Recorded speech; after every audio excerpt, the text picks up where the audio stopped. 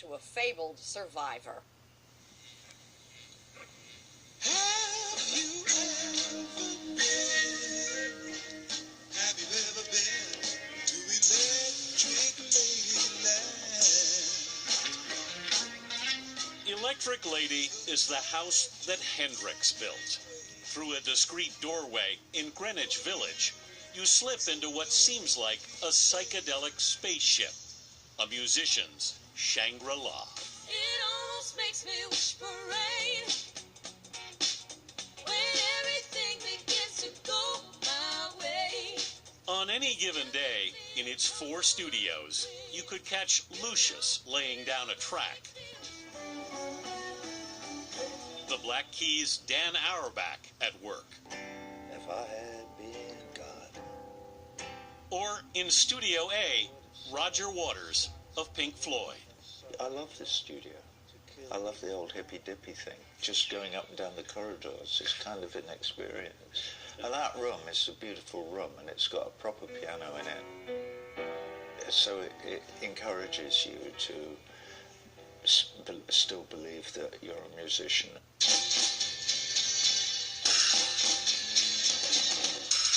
Electric Lady was the first recording studio designed and built for an artist. Here we go. This is the most interesting one. So this is the original floor plan.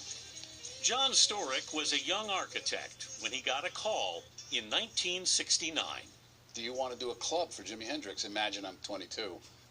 The secret to the sound, Storick says, came from the unusually shaped ceiling.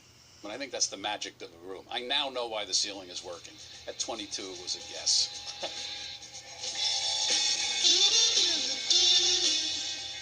Hendrix unveiled his studio with an opening night party in August 1970.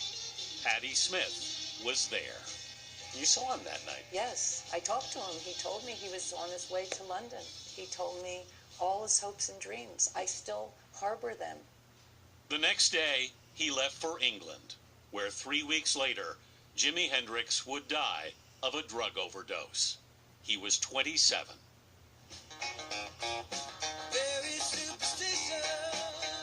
But his studio did not fall silent. In the 70s, Stevie Wonder would record 3 albums here.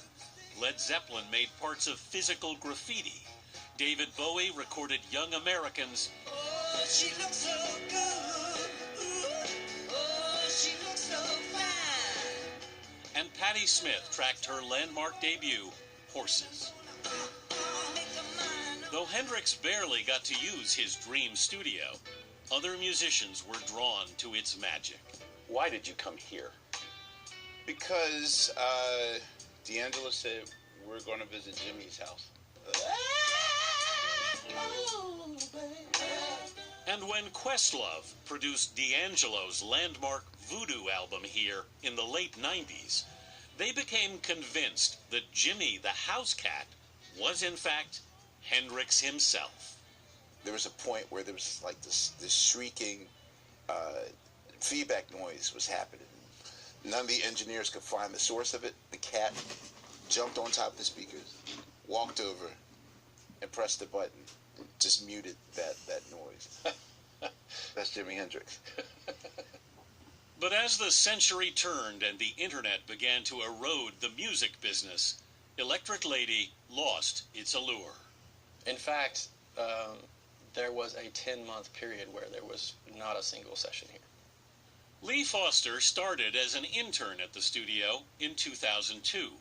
And I'm thinking, this is going to be Shangri-La. You know what I mean? Like, this is going to be amazing.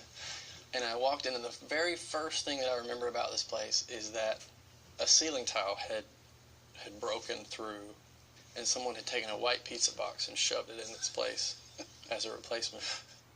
Foster would work his way up to become general manager, determined not to let the Hendrix dream die.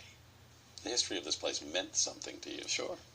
And it felt like something worthy of thought and protection. Do something. So what did you do? I worked really, really hard. He spent nights in the studio to fix it up and offered free sessions to artists he admired. like Ryan Adams. Early one morning in 2006, it started to pay off. And he called me at 5 a.m. and, Haley, it's Ryan. And I was like, hey, man, remember you said I could have a free session? And I was like, cool, man, well, call me this week, and we'll set you up. And I was like, no, I mean now.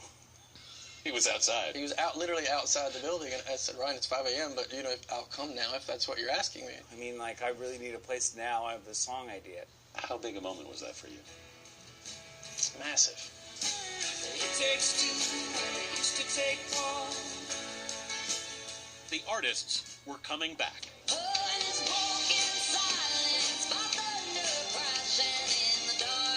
In recent months, Miley Cyrus and Mark Ronson recorded new work here.